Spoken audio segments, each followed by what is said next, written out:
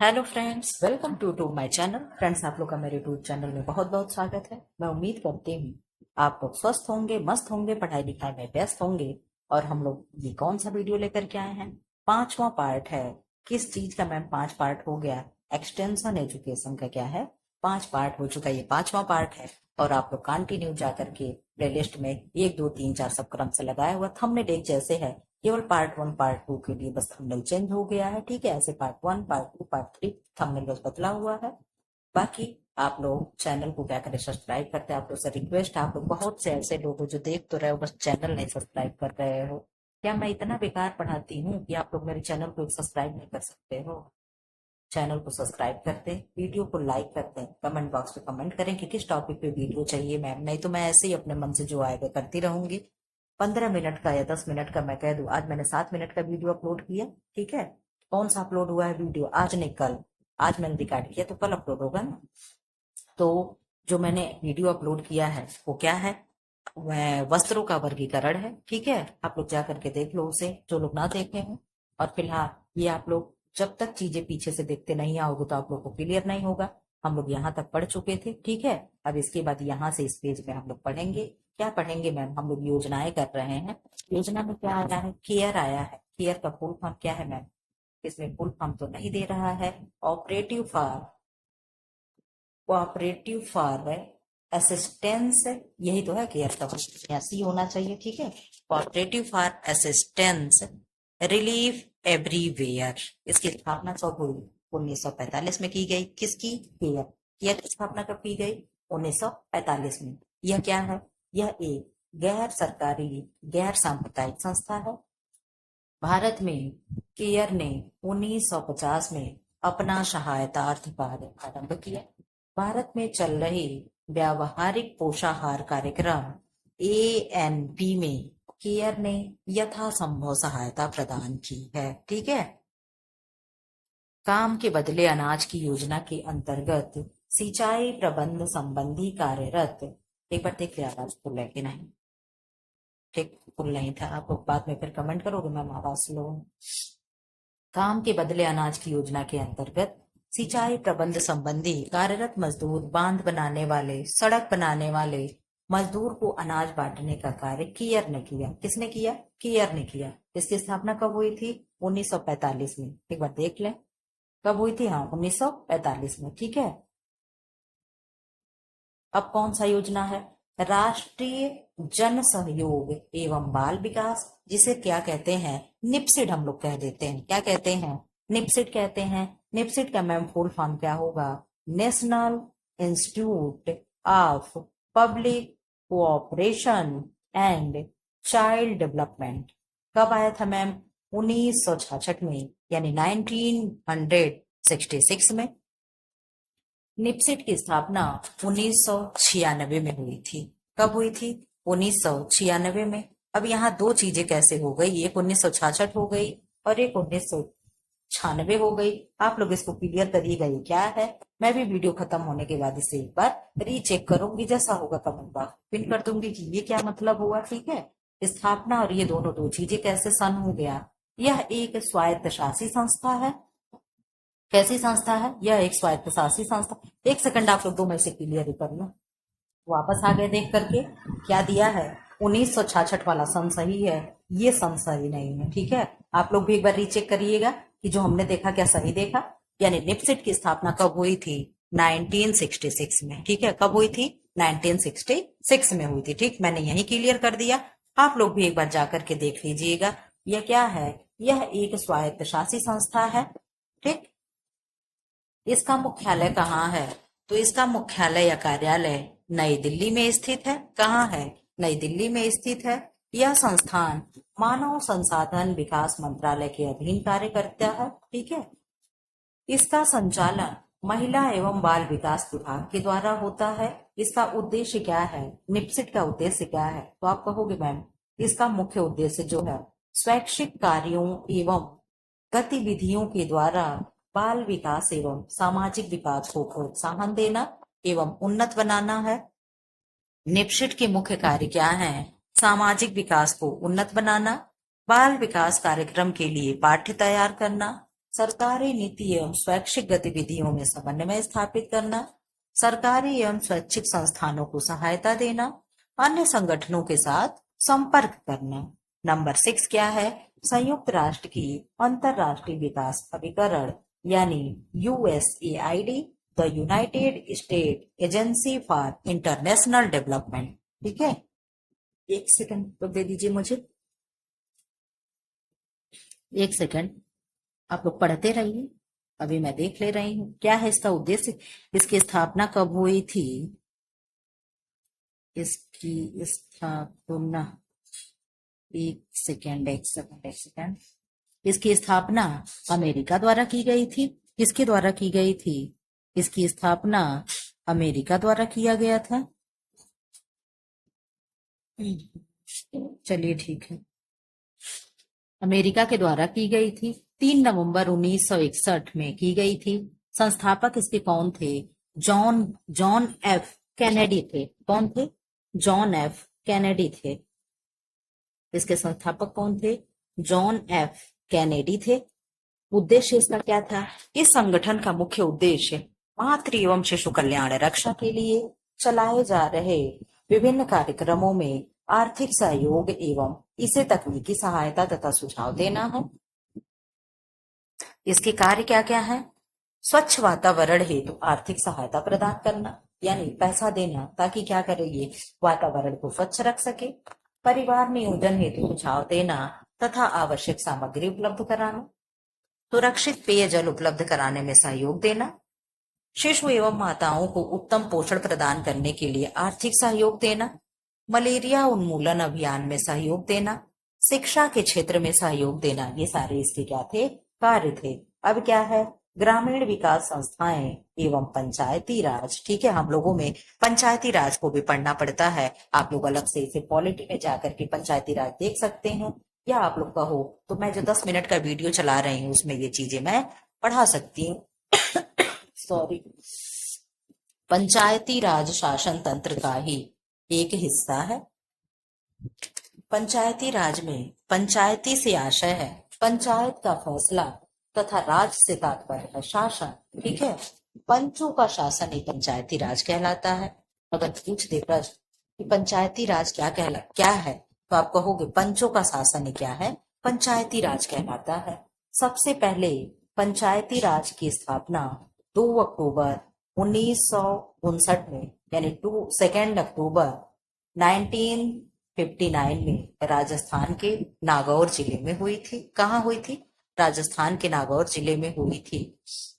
भारत सरकार ने श्री बलवंत राय मेहता की सिफारिशों के आधार पर पंचायती राज की स्थापना 24 अप्रैल 1993 के वैधानिक रूप से की है। इसमें खुद ही विस्तार से दिया गया, अलग से पढ़ने की जरूरत नहीं है।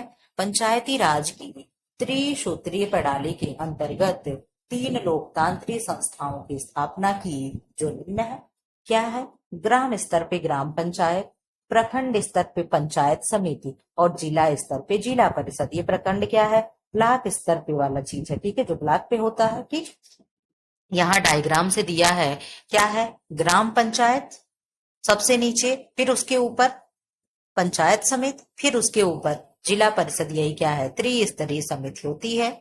पंचायती राज की त्रिस्तरीय प्रणाली उन सभी राज्यों में कार्य कर रही है जिसकी संख्या 2 मिलियन या उससे अधिक है। ठीक है, यानी कहाँ कहाँ ये वर्क करेगा कि जो 2 मिलियन से अधिक जनसंख्या है वहां पंचायती राज वर्क कर रहा है। प्रत्येक 5 वर्ष के अंतराल पर पंचायत का चुनाव होता है। जो ग्राम में प्रधान का चुनाव होता है ना, वो अपने आप को प्रधानमंत्री से कम नहीं समझते हैं, वही वाला चुनाव की बात कर रहा है। ठीक है, जो गांव में ग्राम प्रधान होते हैं। ठीक है, जिसमें अनुसूचित जाति, अनुसूचित जनजाति तथा महिलाओं के लिए 1/3 सीटें क्या है? रिजर्वेशन की गई हैं, यानी आरक्षित हैं। कितनी सीटें? 1/3 भाग सीट जो है क्या है? महिलाओं के लिए आरक्षित है। इतने सीट पे महिला चुनाव लड़ेंगी, बाकी जो बचेगा उस पे पुरुष यानी मेन लोग चुनाव लड़ेंगे। भारत में पंचायती योजनाएं क्या है? प्रथम पंचवर्षीय योजना 1 अप्रैल 1951 से लेकर के मार्च 1956 तक चला था। यानी अगर ये फर्स्ट पंचवर्षीय योजना का सन पूछे तो आप क्या बताओगे? 91 से 56 है, 5 साल हो गया ना। आप काउंट कर लीजिएगा। पहली पंचवर्षीय योजना का उद्देश्य क्या था? इसमें 2 उद्देश्य रखे गए थे। नंबर 1 क्या था? देश में व्यापक अमीरी गरीबी की खाई को पाटना, आर्थिक विषमता को दूर करना। शायद ये चीजें अब कभी ना हो पाए, ठीक है। क्यों? क्योंकि क्या हो रहा है, वाई शेप में क्या है, हमारे यहाँ विकास हो रहा है। आप कहोगे मैम ये वाई शेप क्या है? वाई शेप में विकास ये है कि गरीब क्या है, गरीब होते जा रहा है और अमीर जो है वो अमीर होते जा रहा है, ठीक है। इसको क्या कहते हैं? वाई शेप में विकास होना कहते हैं, ठीक है। यानी दोनों 2 दिशा में जा रहे हैं और ये बीच की खाई जो है, गैप जो है क्या है, बढ़ते जा रही है, ठीक है। क्या है ये, खाई बढ़ गई कि नहीं बढ़ गई? वाई शेप कैसे होता है? वाई ऐसे ही तो बनता है। तो गरीबी क्या है, हमारे यहाँ विकास कैसा हो रहा है? तो आप कहोगे मैम वाई शेप में हो रहा है। वाई शेप का मतलब क्या है? बीच की खाई और बढ़ते जा रही है, गरीब और गरीब होते जा रहे हैं और अमीर होते जा रहे हैं, ठीक है। आर्थिक विषमता को दूर करना, बट ऐसा शायद हो ना पाए। संपूर्ण देश में चहुमुखी विकास की प्रक्रिया को प्रारंभ करना ताकि राष्ट्रीय आय में वृद्धि हो सके। इस प्रकार प्रथम पंचवर्षीय योजना का पहला उद्देश्य अल्पकालीन था तथा दूसरा उद्देश्य दीर्घकालीन था, ठीक है। इस योजना में सिंचाई तथा परिवहन की तरफ ज्यादा ध्यान दिया गया। इस पंचवर्षीय योजना में प्रति व्यक्ति आय में वृद्धि 1.4% तथा राष्ट्रीय आय में वृद्धि 3.6% रही। दूसरी पंचवर्षीय योजना क्या थी? दूसरी पंचवर्षीय योजना 1 अप्रैल 1956 से लेकर के 31 मार्च 1961 तक दूसरी पंचवर्षीय योजना चली। यानी दूसरी पंचवर्षीय योजना 1 अप्रैल 1956 को प्रारंभ हो गई थी, ठीक है। इसे नोबिस द्वारा तैयार किया गया था। किसके द्वारा? नोबिस द्वारा तैयार किया गया था। इस योजना में सबसे अधिक बल औद्योगिकरण पर दिया जाता है। किस पे दिया जाता है? औद्योगिकरण पे दिया गया था। तीसरी पंचवर्षीय योजना क्या था? यह 1 अप्रैल 1961 से 31 मार्च 1966 तक चला था। इस योजना में कृषि पर जोर दिया गया था। किस पे? एग्रीकल्चर पे जोर दिया गया था। चौथी पंचवर्षीय योजना 1 अप्रैल 1969 से 31 मार्च 1974 तक। एक चीज आप लोगों को कॉमन देखने को मिल रहा है, 1 अप्रैल और 31 मार्च, ठीक है। सॉरी। इस योजना का मुख्य उद्देश्य क्या था? स्थिरता के साथ आत्मनिर्भरता एवं आर्थिक विकास की प्राप्ति करना ताकि विदेशी सहायता पर निर्भर कम हो और कमजोर वर्गों की दशा में सुधार आए। इसका उद्देश्य ये था। नोट लगा करके क्या दिया गया है? 1966 से 1969 के बीच वर्षीय योजना चलाई गई। पंचवर्षीय योजना, पंचवर्षीय योजना क्या है? 1 अप्रैल 1974 से 31 मार्च 1979। 5वीं पंचवर्षीय योजना का शुभारंभ 1974 से चलकर 1978 तक ही चला।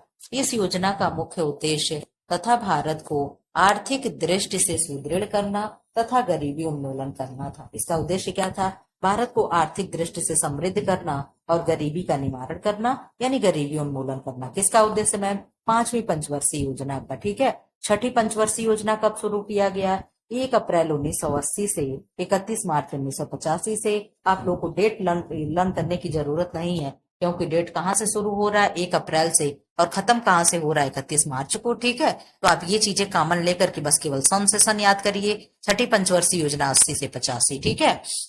इस योजना का मुख्य उद्देश्य क्या था? कृषि उद्योग धंधों में विकास करना, ठीक है। आई थिंक यहाँ पे पेज खत्म हो गया होगा। 1 सेकंड का टाइम दे दीजिए मुझे। आप लोग इधर आ जाओ। बेरोजगार ग्रामीणों को रोजगार उपलब्ध कराना ताकि गरीबी पर अंकुश लगाया जा सके। अब 7वीं पंचवर्षीय योजना क्या है? वो 80 से 85 क्या था? 8वीं था, 6वीं था। 7वीं पंचवर्षीय योजना क्या है? 1 अप्रैल 1986 से लेकर के 1990 तक। इसका उद्देश्य क्या था? खाद्यान्न में तेजी लाना। नोट लगा करके क्या लिखा गया है? 7वीं के बाद बीच में 2 वर्षीय योजना चली थी, यानी 2-2 वर्ष की योजना चली थी। 90 से 92 तक। कब चली थी? 90 से 92 तक तथा 90 तथा 91 से 92 तक। 8वीं पंचवर्षीय योजना 92 से 97 तक। इसका उद्देश्य क्या था? मानव विकास करना। 9वीं पंचवर्षीय योजना 97 से 2002 तक, इसका उद्देश्य क्या था? कृषि तथा ग्रामीण विकास को प्राथमिकता देना। 10वीं पंचवर्षीय योजना क्या था? कब शुरू हुआ? 2002 से 2007 हुआ। उद्देश्य क्या था? समता तथा न्याय को सुनिश्चित करने पर बल देना। 11वीं पंचवर्षीय योजना क्या है? 2007 से लेकर के 12 तक, यानी 7-5-12 हो गया, 2-5-7 हो गया, और 97 से 2000 हो गया। ठीक है, सब 5-5 साल हो रहा है। 12वीं पंचवर्षीय योजना 2012 से 2017 तक, और यही क्या हो गया? ये खत्म हो गया, और इसके जगह पे क्या आया? तो क्या आया है? नीति आयोग इसके जगह पे आया है। ठीक है, किस पे? पंचायती, ये सारी चीजें खत्म हो गई पंचवर्षीय योजना, फिर इसके बाद वही क्या हो गया? नीति आयोग वगैरह आया है 17 से।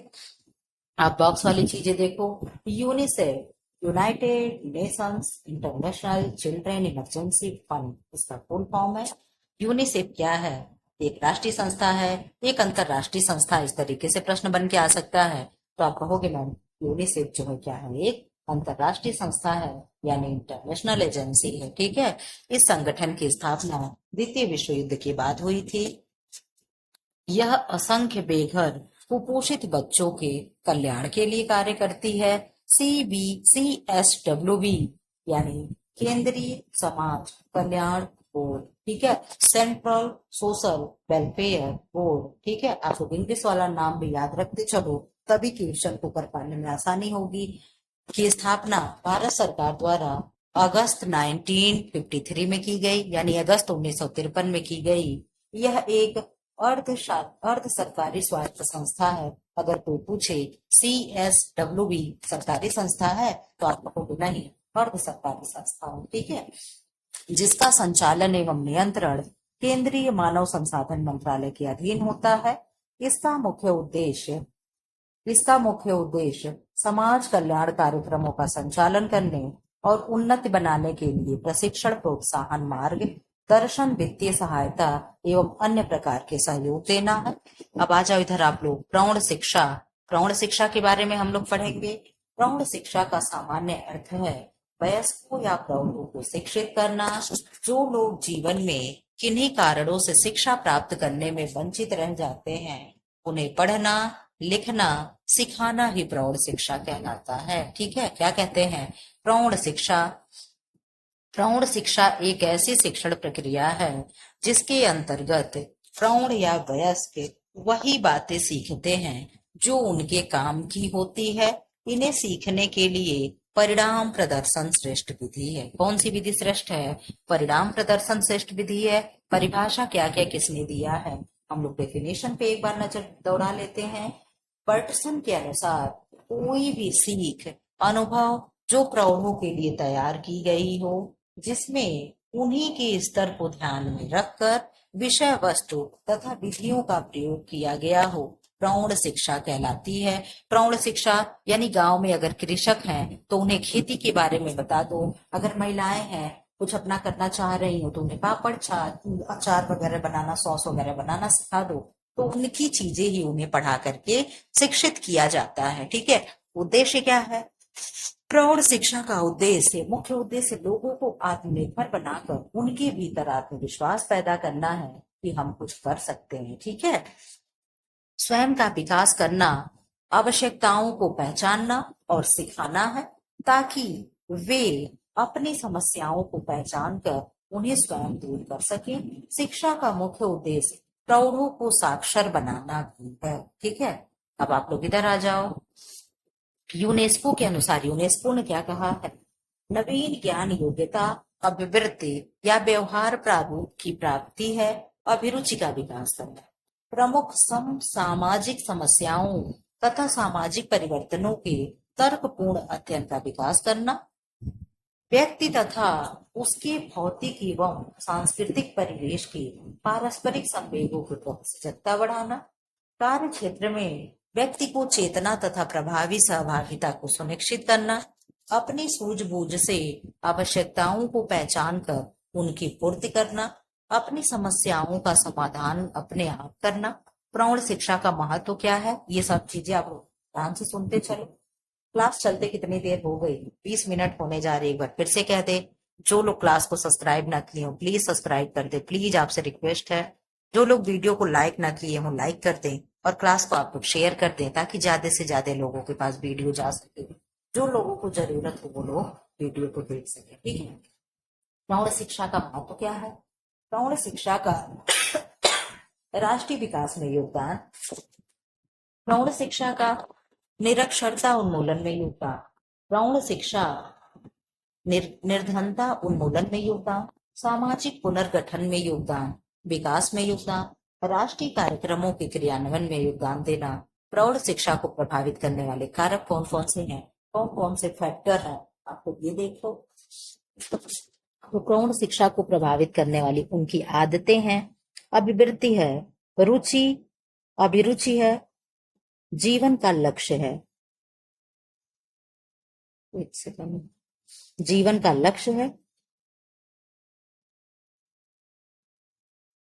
एक सेकंड आपको दे दीजिए। तो क्या है? प्रौढ़ शिक्षा को प्रभावित करने वाले कारक कौन कौन से हैं? आदतें, अभिवृत्ति, अभिरुचि, जीवन का लक्ष्य, सामाजिक आर्थिक स्थिति, मनोवैज्ञानिक कारक, आवश्यकता या समस्या। प्रौढ़ शिक्षा का शुभारंभ कब हुआ? 1978 में प्रौढ़ शिक्षा का शुभारंभ हुआ। डेट बहुत ही इंपॉर्टेंट है, इसको आप लोग लर्न कर लीजिएगा। ठीक है। मूल्य हमेशा उनके लिए महत्वपूर्ण होते हैं जो उन्हें धारण करते हैं, ऐसा किसने कहा है? ग्रास और कैंडल जी ने कहा है। ठीक है। मूल्य मानवीय व्यवहार को प्रेरणा प्रदान करने वाले तत्व हैं।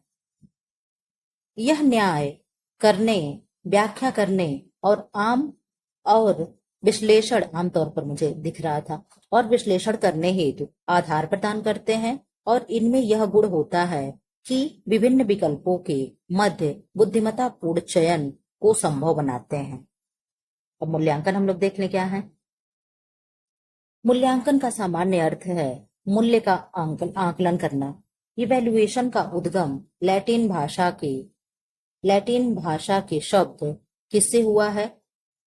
वैलेरे से हुआ है। किससे हुआ है? VALERE से हुआ है, जिसका अर्थ है टू बी स्ट्रॉन्ग या बी वेल। ठीक है, बी वेल। परिभाषा मैथ्यू के अनुसार, मैथ्यूज ने क्या परिभाषा दिया है? मूल्यांकन किसी विकसित कार्यक्रम के पहले और बाद की स्थिति का तुलनात्मक अध्ययन है, जो कि पहले निर्धारित समय के अंतर्गत क्रियाशील होती है। जहोदा के अनुसार मूल्यांकन वह प्रक्रिया है जिसके द्वारा प्रशासन को अपने कार्यकर्ता के प्रभाव का विवरण देने तथा अपने लक्ष्य को प्राप्त करने के उद्देश्य से प्रगति की व्याख्या करने में सहायता देता है। ठीक है। मूल्यांकन के प्रकार कौन कौन से हैं? दिन प्रतिदिन मूल्यांकन, दैनिक जीवन में नित्य प्रतिक्रिया कलापों तथा घटित घटनाओं का मूल्यांकन दिन प्रतिदिन मूल्यांकन कहलाता है। इस प्रकार का मूल्यांकन पूरी तरह से क्या होता है? व्यक्तिपरक होता है। ठीक है, क्या होता है? पूरी तरह से व्यक्तिपरक होता है।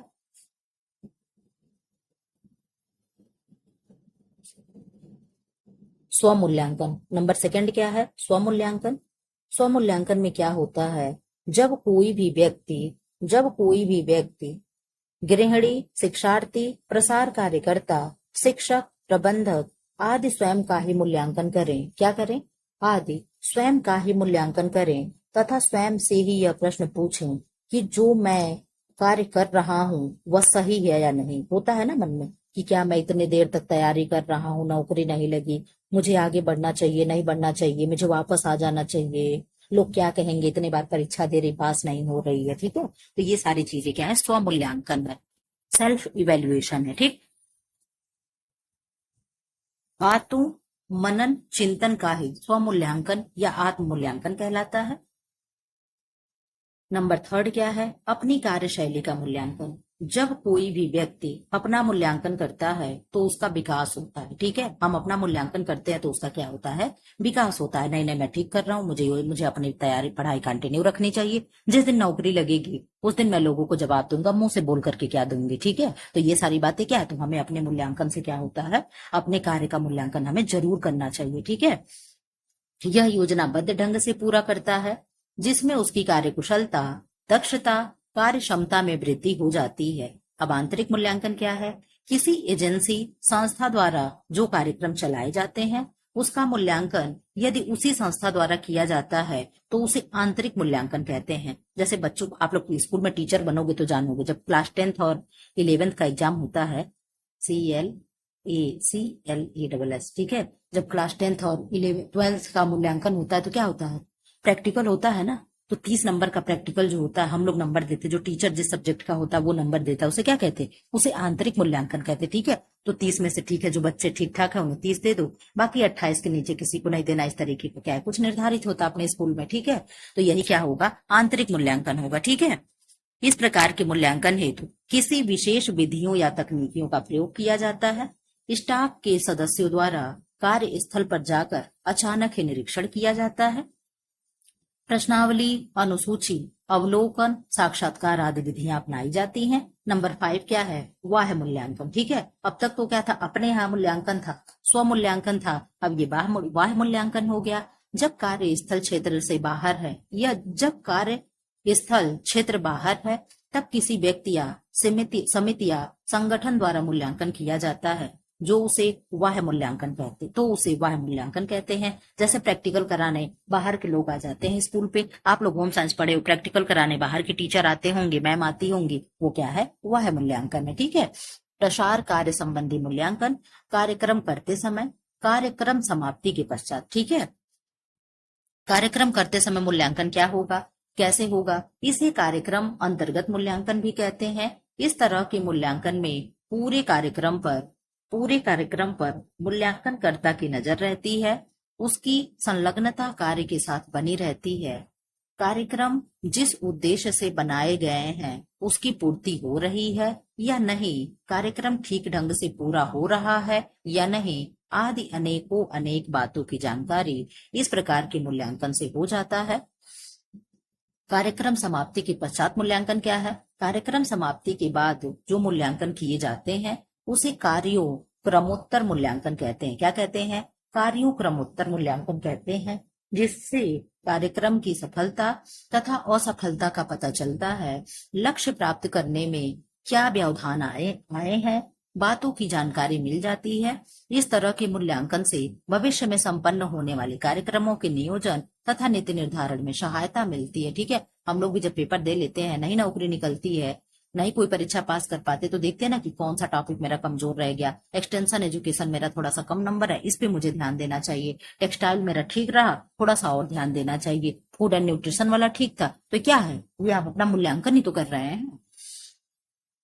गृह प्रबंध प्रक्रिया में मूल्यांकन चरण का तात्पर्य है कि अपनी योजना की प्रगति की जांच करना और आवश्यक होने पर सुधार कर उपयोग में लाना। सुधार कर क्या है, उपयोग में लाना। मूल्यांकन गृह व्यवस्थापन प्रक्रिया का अंतिम चरण है, आप लोग पढ़े हो ना, क्या, एडपॉस, AID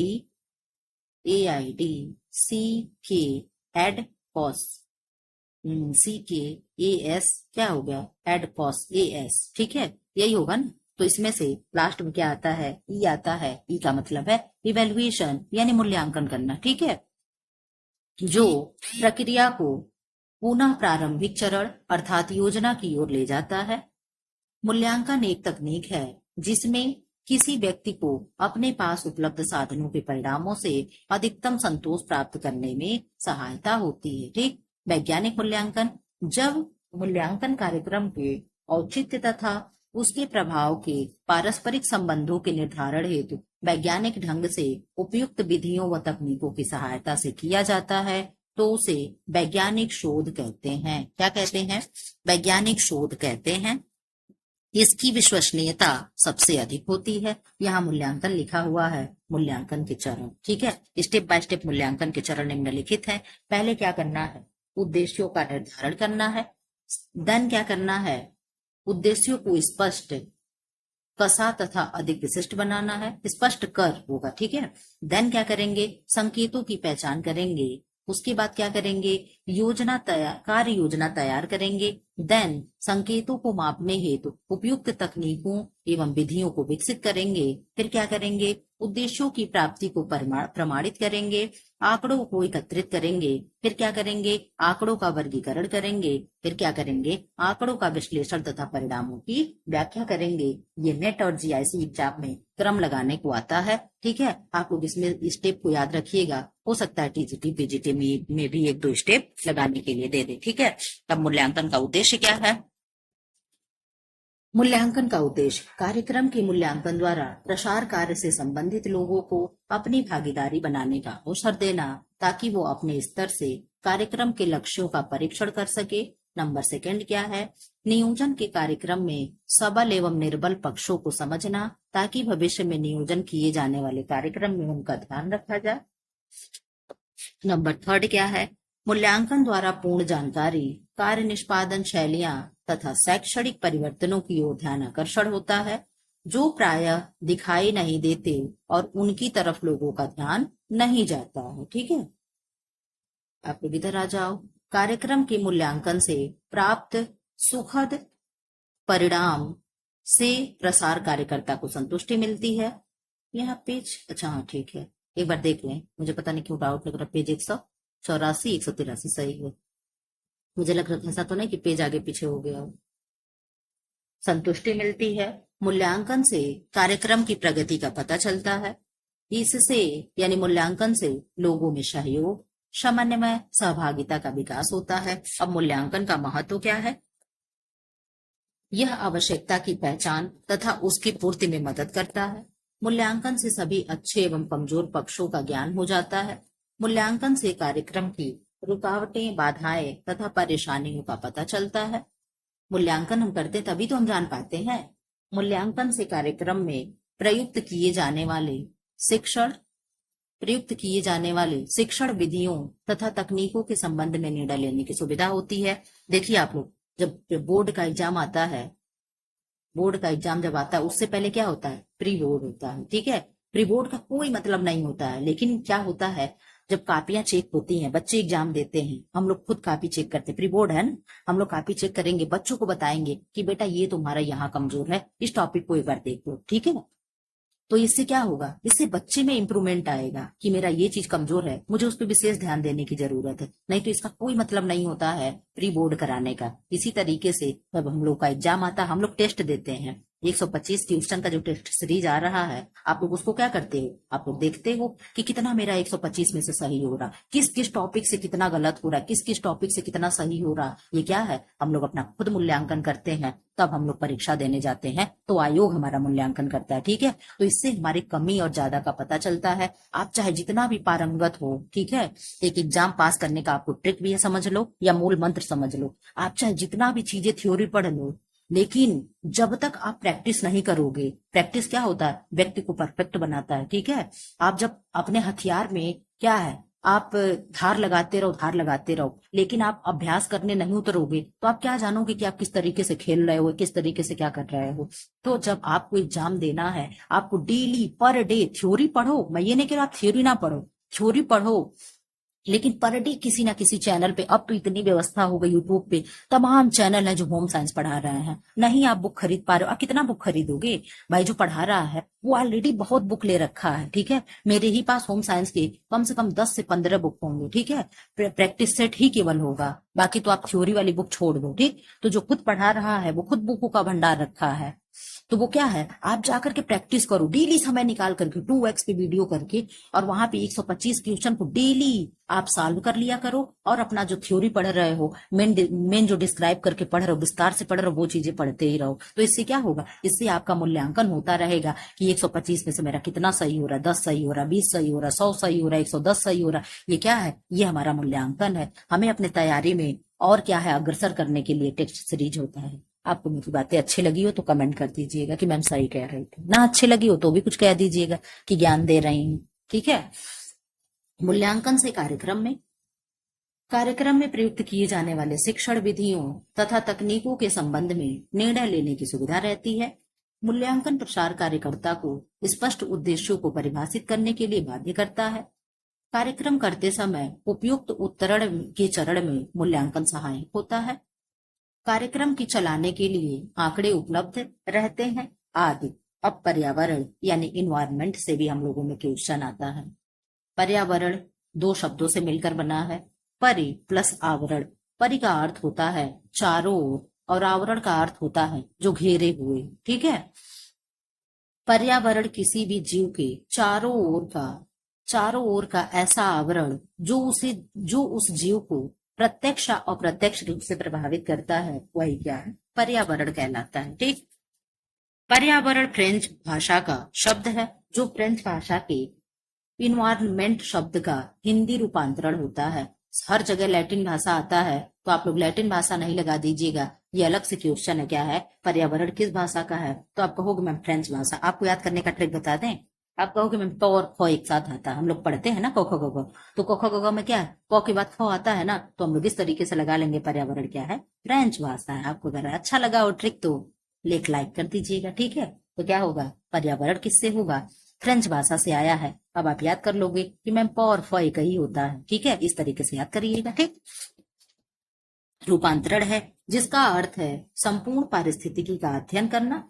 5 जून 1973 ईस्वी में से पर्यावरण दिवस मनाया जाता है। 5 जून को क्या मनाते हैं, तो आप कहोगे मैम पर्यावरण दिवस जो अभी बीता है। ठीक है, अभी क्या है, 10 दिन पहले 12 दिन पहले बीत चुका है। राजीव गांधी ने के नेतृत्व में पर्यावरण एवं वन मंत्रालय का सृजन यानी निर्माण हुआ। 17 सितंबर 1985 को किया गया। कब किया गया, 17 सितंबर 1985 को। किसके नेतृत्व में, राजीव गांधी जी के नेतृत्व में। ठीक है, पर्यावरण संरक्षण अधिनियम 1986 ईस्वी में पारित किया गया था। इंदिरा गांधी द्वारा 1972 में वन्य जीव संरक्षण अधिनियम 1972 को प्रारंभ किया गया। 5 जून को पर्यावरण दिवस मनाया जाता है। कब से मनाया जा रहा है, 1973 से मनाया जा रहा है। कब से मनाया जा रहा है, 1973 से मनाया जा रहा है। पर्यावरण से संबद्ध बड़ी समस्या के समाधान हेतु 1972 में स्टॉकहोम में पहली बार पर्यावरण सम्मेलन आयोजित किया गया था। इसी सम्मेलन के बाद प्रत्येक वर्ष 5 जून को विश्व पर्यावरण दिवस मनाया जाता है। क्या मनाया जाता है, विश्व पर्यावरण दिवस मनाया जाता है। पृथ्वी के क्षेत्रफल को बचाने के लिए अर्थात पृथ्वी संरक्षण हेतु पहला पृथ्वी सम्मेलन 22 अप्रैल 1992 में ब्राजील देश के रियो डी जेनेरियो नामक स्थान पर संपन्न हुआ, जिसे क्या कहते हैं, रियो सम्मेलन के नाम से जानते हैं। आप लोग इसीलिए जानते हो कि 22 अप्रैल को क्या मनाते हैं, पृथ्वी दिवस मनाते हैं। क्या मनाते हैं, 22 अप्रैल को पृथ्वी दिवस मनाते हैं। और 22 मार्च को क्या मनाते हैं, आप लोग कमेंट बॉक्स में कमेंट कर देंगे कि बता दे, चलो बता देते हैं। 22 मार्च को जल दिवस मनाते हैं। क्या मनाते हैं, 22 मार्च को जल दिवस। आप लोगों को याद करने का एक ट्रिक दे दें, आप कहोगे मैम पहले पृथ्वी आया कि पहले जल आया। हम कहेंगे पहले जब पृथ्वी नहीं रहेगा तो जल कहाँ, पहले जल आया तो वो खोज रहा था मैं कहाँ रहूं कहाँ रहूं कहाँ रहूं, तो 1 महीने बाद 22 अप्रैल को उसे पृथ्वी मिल गई। इस तरीके से आप घटिया सा ट्रिक है, याद कर लीजिएगा। ठीक है, जल क्या खोज रहा था कि मैं कहाँ रहूं, पृथ्वी तो है ही नहीं, मैं कहाँ रहूं, 1 महीने पहले मैं आ गया, मैं कहाँ रहूं। तो फिर क्या हुआ 22 अप्रैल को फिर पृथ्वी आ गई। ठीक है, तो उस पे क्या हो गया, जल रह गया। इस तरीके से याद कर लीजिएगा। ठीक है, आगे बढ़िए इधर आ जाओ। इसीलिए देखो यहाँ दिया है, इसी सम्मेलन के बाद 22 अप्रैल को विश्व पृथ्वी दिवस यानी क्या है, वर्ल्ड अर्थ डे मनाया जाने लगा। ठीक है, ओजोन परत को CFC क्लोरोफ्लोरोकार्बन, ठीक है, क्या है, CFC गैस के प्रभाव से बचाने के लिए 16 सितंबर 1987 से में कनाडा देश के मॉन्ट्रियल नामक शहर में एक सम्मेलन बुलाया गया, जिसे मॉन्ट्रियल सम्मेलन के नाम से जाना जाता है। आप बता दो 16 सितंबर को क्या मनाते हैं, तो आप कहोगे मैम 16 सितंबर को क्या मनाते हैं, ओजोन दिवस मनाते हैं। क्या मनाते हैं, ओजोन दिवस मनाते हैं। कब, 16 सितंबर को। ये जितने भी मैं डे आप लोगों को बताते चल रही हूँ अभी इस समय, ये हम लोगों के TGT, PGT, LT Bihar, Jharkhand इत्यादि जो भी होम साइंस का हम लोग एग्जाम दे रहे हैं उसके लिए क्या है, very very very most important है। ठीक है, ये चीजें आपको लर्न ही करना है 3-4 दिवस जो भी मैं बताते आ रही हूँ। एक सम्मेलन बुलाया गया जिसे मॉन्ट्रियल सम्मेलन के नाम से जाना जाता है। इसी सम्मेलन में CFC गैस के उपयोग पर प्रतिबंध लगाने की बात की गई। इसी सम्मेलन के बाद प्रत्येक वर्ष 16 सितंबर को विश्व ओजोन दिवस मनाया जाता है। ठीक है, क्या है, विश्व ओजोन दिवस मनाया जाता है। ओजोन स्तर के क्षरण का पता सर्वप्रथम जोसेफ फोरमैन ने लगाया था। किसने लगाया? जोसेफ फोरमैन ने खोजा कि ओजोन परत में क्या हो रहा है, क्षरण हो रहा है, वो क्या है, कमजोर हो रहा है। ठीक है। भोपाल गैस त्रासदी, भोपाल कहाँ है? एमपी में है, यानी मध्य प्रदेश में है। ठीक है। भोपाल गैस त्रासदी 3 दिसंबर 1984 को मिथाइल आइसोसाइनेट गैस के रिसाव के कारण हुई थी। तो किस गैस के रिसाव से हुई थी? तो आप कहोगे मैम मिक गैस के रिसाव से हुई थी। मिक यानी मिथाइल, आई यानी आइसो और सी यानी साइनेट गैस। ठीक है, के रिसाव से हुई थी। कब हुई थी मैम? 3 से 4 दिसंबर के मध्य रात्रि में हुई थी, जहां इतना प्रभाव हुआ कि सोए सोए कितने लाखों लोग मर गए। ठीक है। अब इधर आ जाओ, अनुसंधान रिसर्च। अंग्रेजी में अनुसंधान को रिसर्च कहते हैं, जो 2 शब्दों से मिलकर बना है, री प्लस सर्च। ठीक है, जिसमें री का शाब्दिक अर्थ होता है बार बार तथा सर्च का अर्थ होता है खोजना। ठीक है, क्या होता है? बार बार खोजना। अतः अनुसंधान वह क्रमबद्ध वैज्ञानिक प्रक्रिया है जिसमें वैज्ञानिक उपकरणों के प्रयोग द्वारा वर्तमान ज्ञान का परिमार्जन, उनका विकास तथा किसी अन्य नए तत्व की खोज द्वारा ज्ञान कोश में वृद्धि किया जाता है। ठीक है। वीडियो कैसा लग रहा है कमेंट बॉक्स में जरूर बताइएगा, और जो चैनल को सब्सक्राइब ना किए प्लीज सब्सक्राइब कर लें। आप लोगों से रिक्वेस्ट है, प्लीज सब्सक्राइब कर लें। उद्देश्य क्या है? टर्नी तथा रोव के अनुसार अनुसंधान के निम्नलिखित 4 उद्देश्य होते हैं। कौन कौन से? भूत तथा वर्तमान की घटनाओं की स्थिति को ज्ञात करना, चुनी गई घटनाओं की प्रकृति तथा प्रक्रिया की विशेषताओं को ज्ञात करना, घटनाओं के विकास एवं इतिहास में होने वाले परिवर्तन तथा वर्तमान स्थिति को ज्ञात करना, घटनाओं एवं चरों के कारण संबंध स्थापित करना। ठीक है। अब क्या है? अनुसंधानात्मक त्रुटि क्या है, यानी ईरर क्या है? टाइप 1 ईरर होता है और टाइप 2 ईरर होता है। ठीक है। तो यह तब होती है, कब? टाइप 1 एरर कब होता है? जब कोई अन्वेषक एक शून्य यानी क्या है, नल हाइपोथेसिस परिकल्पना को अस्वीकार करता है।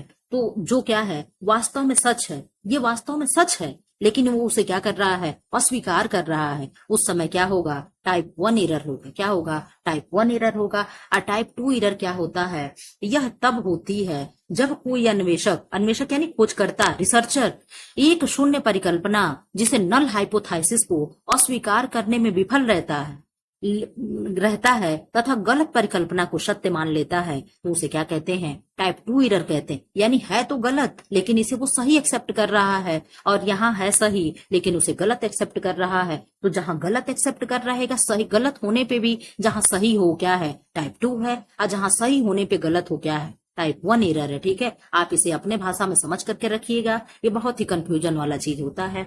टाइप सेकंड त्रुटि होती है जब हम गलत अवधारणा को अस्वीकार नहीं करते हैं। ठीक है। हम गलती को गलती ना मानकर सही माने तो क्या है, टाइप 2 एरर होता है। ठीक है। आप लोग इधर आ जाओ। अनुसंधान की सामान्य विशेषताएं, कौन कौन सी विशेषताएं होनी चाहिए? नवीन ज्ञान में वृद्धि एवं विकास।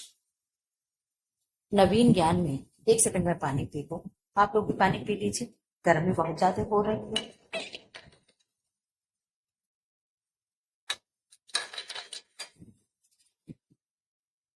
क्या होगा?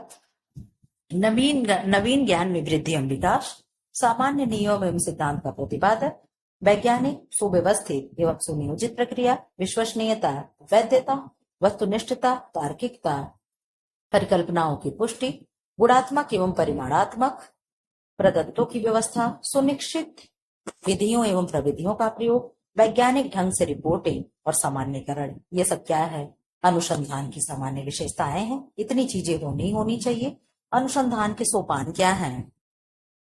अनुसंधान के कार्य प्रारंभ करने से पूर्व एक अनुसंधानकर्ता को निम्न बिंदुओं का सही ज्ञान होना चाहिए। 40 मिनट हो गया और 20 मिनट का हम लोग का क्लास चलेगा, धैर्य से आप लोग बैठे रहिए। पद विश्लेषण उपागम का प्रयोग लिकर्ट प्रकार का पैमाना के निर्माण में किया जाता है। मीडियन डाटा सेट को 2 बराबर हिस्सों में विभाजित करता है। आप लोग को एक बार मैं पहले भी बता चुकी थी कि मीडियम यानी बीच में होता है, तो जो मीडियम आएगा तो किसी भी चीज को 2 बराबर हिस्से में क्या करेगा, बांट देगा। ठीक है। परिकल्पना, किसी समस्या का सोचा समझा गया आवेदित उत्तर। प्रत्येक अनुसंधानकर्ता को अनुसंधान कार्य के दौरान निम्न पदों से गुजरना होता है। किस किस पदों से रिसर्चर्स को गुजरना पड़ेगा? समस्या को पहले तो चयन करेगा कि हमारी समस्या क्या है। हमारी समस्या क्या है कि हमारे यहाँ परीक्षा नहीं हो रहा है, ठीक है। यही समस्या है ना, आज सबसे बड़ी समस्या यही बनी पड़ी है कि भैया सरकार एक एग्जाम तक नहीं कंडक्ट करा पा रहा है। फॉर्म 2022 से भरे हुए हैं, क्या आपके पास इतने भी लोग नहीं है? चुनाव तो आप लोग तुरंत, एक बार डेट फाइनल होता है तुरंत हो जाता है, उसकी डेट क्यों नहीं टलती है? लेकिन खैर चलिए छोड़िए, हम लोग को राजनीति में नहीं आना, हम लोग को पढ़ाई करना है। समस्या का चयन करना, ठीक है। फिर क्या है? संबंधित साहित्य का अध्ययन करना, उद्देश्य एवं परिकल्पना का निर्धारण करना, शोध प्रवृत्ति का चयन करना, फिर नमूने या प्रतिदर्श का चयन करना, फिर आंकड़े संग्रह करना, फिर रिपोर्ट का विश्लेषण करना, फिर रिपोर्ट लिखना, फिर संदर्भ ग्रंथ सूची का निर्माण करना। ये क्या है? रिसर्चर के चरण थे, स्टेप बाय स्टेप क्या करना चाहिए। फिर समस्या का चयन कैसे करेंगे? शोध समस्या का विषय छोटा स्पष्ट होना चाहिए, छोटा हो स्पष्ट हो।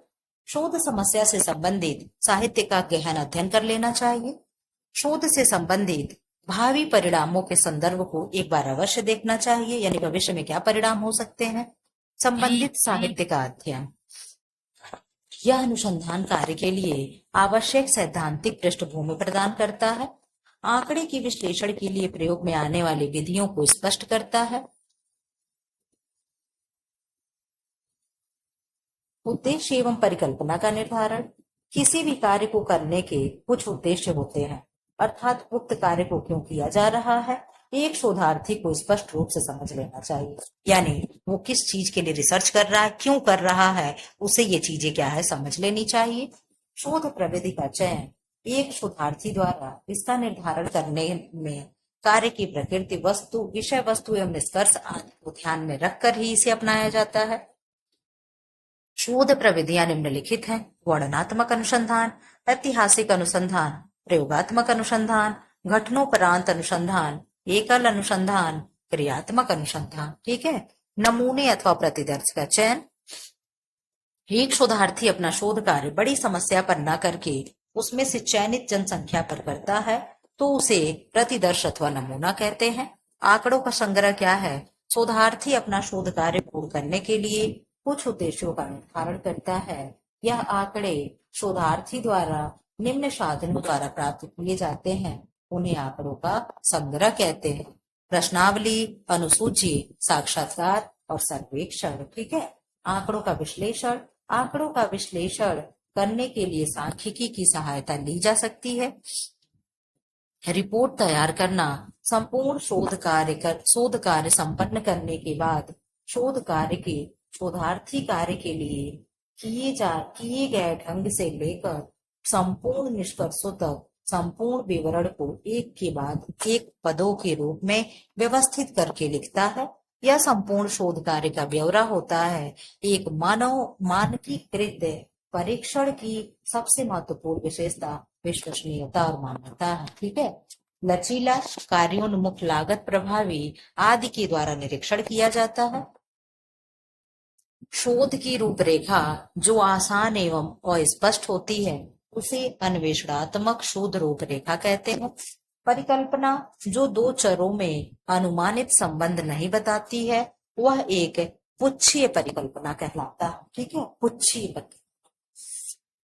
संदर्भ ग्रंथ सूची का निर्माण, संदर्भ ग्रंथ सूची तैयार करते समय शोधार्थी मुख्य रूप से दो आधारों पर चयन करता है। एक क्या है? वर्ष के आधार पे, और दूसरा क्या है? वर्णमाला के आधार पे। इधर आ जाओ आप लोग। शोध प्रपत्र, शोध लिखने का कोई निश्चित प्रारूप नहीं होता। प्रत्येक शोधार्थी अपने ढंग से प्रपत्र लिखता है। प्रपत्र का निजी प्रारूप होता है। इसे तैयार करने से पूर्व प्रमुख बिंदुओं की एक सूची तैयार करनी चाहिए और उन बिंदुओं का स्तर एवं क्रय निर्धारित करना चाहिए। शोध प्रपत्र के रूप में 3 प्रमुख बिंदुओं को सम्मिलित किया जाता है। और जूम करते, मैं सोचती हूँ ना ज्यादा से ज्यादा जूम कर दे ताकि आंख पर प्रभाव पड़े।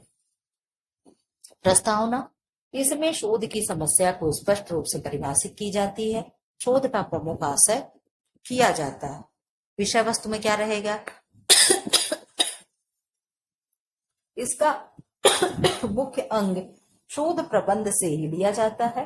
प्रपत्र में शोध क्रियाओं का संश्लेषण किया जाता है। निष्कर्ष क्या निकलेगा? शोधकर्ता को अपने प्रमुख निष्कर्षों को कथनों के रूप में प्रमुख करना होता है। निष्कर्षों के पक्ष में विपक्ष एवं शोधकर्ता को अपने तर्क भी देना चाहिए। साथ ही अन्य शोध निष्कर्षों की सहायता से उनकी संतुष्टि की जानी चाहिए तथा उसकी उपयोगिता का उल्लेख किया जाना चाहिए। आज का क्लास मुझे मालूम है बहुत लोग थोड़ी देर देखेंगे फिर स्किप करके भाग जाएंगे, इसीलिए ना हम लोग बहुत चीजें नहीं जान पाते हैं। थ्योरी हम लोग पढ़ना ही नहीं चाहते, हम लोग को केवल एबीसीडी चाहिए। एबीसीडी जरूरी है बट साथ में थ्योरी भी जरूरी है। अभी हमने आप लोगों को खुद बताया कि आप लोग को टेस्ट सीरीज करना चाहिए, पर डे करना चाहिए, लेकिन ये नहीं कि हम पढ़ेंगे नहीं और एबीसीडी करने चले जाएंगे। जब पढ़े रहेंगे तभी एबीसीडी करने में भी आनंद आता है। अभी आप क्वेश्चन सॉल्व करने बैठो और 125 में से आपके 50 सही हो, आपका मोरल इतने ऊपर से यूं नीचे धड़ाम से गिरेगा और आप फिर पढ़ने में मन नहीं लगेगा कि मेरा स्तर क्या ही है, मैं इस पढ़ाई से क्या ही कर लूंगी। लेकिन क्या है, जब थ्योरी पढ़े रहोगे तो वो मनोबल ऊपर जाता है। ठीक है, यहाँ रहेगा तो यहाँ पहुंच जाएगा। क्यों? क्योंकि हमारे क्वेश्चन 125 में से 100 सही होने लगेंगे, 110, 105, 115। तो क्या है, इस तरीके से मेरा मनोबल बुस्ट होता है। ठीक है, तो मनोबल बुस्ट और हाई कब होगा? जब हम चीजें जानते रहेंगे। ठीक है, जब हम ये सारी चीजें पढ़ेंगे तो इसमें से छान छान करके हम मोती निकाल करके बाहर लाएंगे। तो सब अपनी जगह पे जरूरी होता है। ठीक है, शिक्षा में अनुसंधान की व्याख्या 4 स्तर पर की जाती है, जो इस प्रकार क्या है? आंकड़ों का संकलन। 3 स्तरों की व्याख्या या वर्गीकरण प्रश्नों व समस्याओं की प्रकृति के आधार पर की जाती है। शोध कार्यों में शिक्षा की प्रक्रिया में सुधार तथा परिवर्तन किया जाता है और इससे शोध प्रभाव का मापन किया जाता है। आंतरिक वैधता क्या है? इस स्तर के शोध कार्यों द्वारा निम्नलिखित प्रश्नों के उत्तर देने का प्रयास किया जाता है। जो हो रहा है उसका क्या कारण है? ठीक है, क्या इसका कारण मैं हूं अथवा क्या इसमें परिवर्तन किया जा सकता है? ठीक, वाह वैधता। इस स्तर के शोध कार्यों से निम्न प्रश्नों का उत्तर ज्ञात किया जाता है। क्या यही क्रियाएं भिन्न परिस्थितियों के अंतर्गत होती अथवा कहाँ तक शोध के निष्कर्षों का सामान्यीकरण किया जा सकता है? इधर जवाब को सैद्धांतिक वैधता।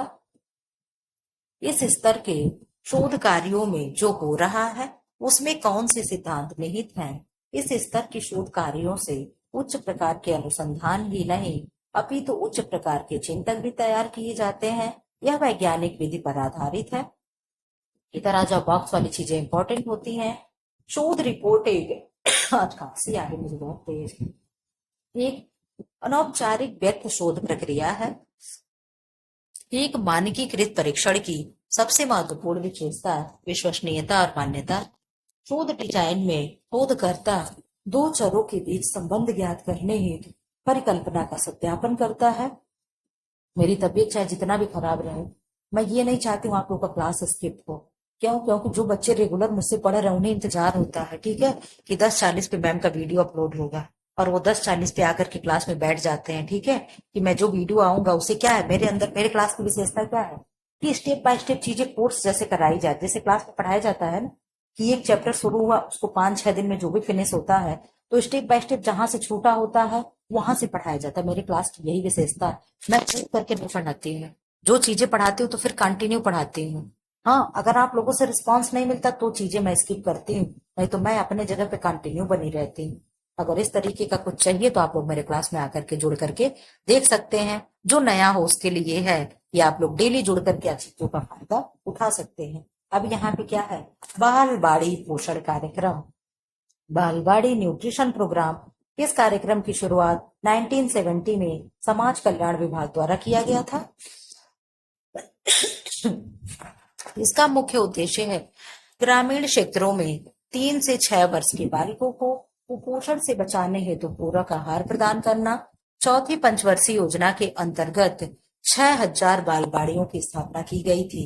आप अगर प्रश्न बना दे कि कौन से पंचवर्षीय योजना में 6000 बालवाड़ियों की स्थापना हुई थी, तो आप क्या कहोगे? आप कहोगे 4, चौथी पंचवर्षीय योजना में, जिससे 2.20 लाख बच्चे क्या हुए थे? लाभान्वित हुए थे। प्रारंभ में बालवाड़ी का संचालन राज्य सरकार द्वारा किया जाता था। समन्वित बाल विकास परियोजना जिसे ICDS कहते हैं, इंटीग्रेटेड चाइल्ड डेवलपमेंट स्कीम, या कहीं कहीं सर्विस भी दिया रहता है, आप अपने हिसाब से देख लीजिएगा। भारत में स्कूल पूर्व बालकों एवं गर्भवती तथा धात्री माताओं, धात्री मतलब जो अपने बच्चों को माता दूध पिलाती हैं, उनके लिए कहा जा रहा है, यानी लैक्टेट वुमेन जो होती हैं, ये स्वास्थ्य में सुधार लाने के लिए इस योजना का शुभारंभ 1955 को हुआ था। मैम डेट भी बता दीजिए। तो 2 अक्टूबर को हुआ था। कब हुआ था? 2 अक्टूबर 1975 को हुआ था। कमेंट बॉक्स में कमेंट करिएगा, क्या मैंने डेट सही बताया? उद्देश्य क्या था, ऑब्जेक्टिव्स इसके क्या थे? तो आप कहोगे मैम इसका उद्देश्य था 0 से 6 ईयर के जो बच्चे हैं उनके स्वास्थ्य स्तर में सुधार करना, बच्चों के पोषण स्तर में सुधार करके मृत्यु की समस्या को कम करना, ताकि बाल मृत्यु से बचाया जा सके, कम किया जा सके। बच्चों को 6 जानलेवा बीमारियों से बचाने के लिए टीकाकरण कार्यक्रम में सहयोग प्रदान करना, बच्चों का स्वास्थ्य परीक्षण करना, बच्चों को मृत्यु कुपोषण तथा संक्रामक एवं पोषक न्यूनता जनित रोगों से बचाने के लिए पूरक आहार की व्यवस्था करना। इसके कार्य क्या है, फंक्शंस क्या है? समन्वित यानी समेकित बाल विकास परियोजना के कार्य निम्नानुसार हैं। टीकाकरण यानी इम्यूनाइजेशन, पूरक आहार यानी सप्लीमेंट्री फूड, स्कूल पूर्व अनौपचारिक शिक्षा, informal education for pre school children, पोषण एवं स्वास्थ्य शिक्षा, न्यूट्रिशन एंड हेल्थ एजुकेशन, प्रशिक्षण या ट्रेनिंग। ठीक है, अब हम लोग इधर आ जाए, देखे है कि नहीं है पढ़ने के लिए, यहाँ खत्म हो गया। या आप लोग देख लीजिए, वस्त्र तंतुओं का वर्गीकरण आप लोगों का 7 या 8 मिनट का वीडियो अपलोड किए हैं, इसको जाकर के आप लोग अवश्य देखिएगा। यहाँ पे आप लोग की क्लासें क्या होती हैं, खत्म हो जाती हैं। ऐसी वीडियो पाने के लिए मेरे चैनल को सब्सक्राइब कर दें, वीडियो को लाइक कर लें, क्लास को शेयर कर दें, और प्लीज प्लीज आप लोगों से रिक्वेस्ट है, जो लोग क्लास को सब्सक्राइब ना किए हो, प्लीज क्लास को क्या कर दें, सब्सक्राइब कर दें। Thanks for watching. टेलीग्राम से जरूर जुड़े।